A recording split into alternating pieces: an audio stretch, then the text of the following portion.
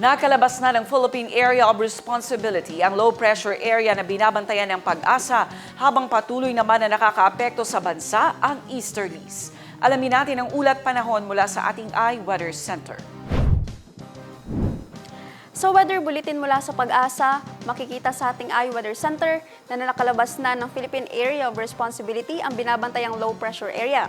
Ngunit inaasahan na magdudulot pa rin ito ng mga pagulan sa ilang bahagi ng bansa, partikular sa Kalayaan Islands at Palawan.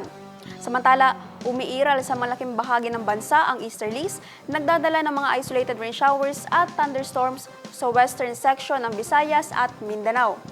At para naman sa magiging lagay ng ating panahon bukas, sa Cotabato City, maglalaro ang agwat ng temperatura sa 24 to 34 degrees Celsius at 50% ang chance of rain. Sa Maguindanao, papalo ang agwat ng temperatura sa 23 to 33 degrees Celsius at 80% ang tsansa ng pagulan. Sa Cotabato Province, maglalaro sa 24 to 34 degrees Celsius ang agwat ng temperatura at 50% ang tsansa ng ulan. 25 to 34 degrees Celsius naman ang magiging agwat ng temperatura sa Davao City bukas at 70% ang chance of rain. Sa Cagayan de Oro City, papalo sa 24 to 31 degrees Celsius ang agwat ng temperatura at 40% ang tsansa ng pagulan. 25 to 33 degrees Celsius naman ang inaasang magiging agwat ng temperatura sa Zamboanga City bukas at 70% ang tsansa ng ulan. Ang Lanao del Norte papalo bukas sa 22 to 31 degrees Celsius ang agwat ng temperatura at 70% ang tsansa ng pagulan.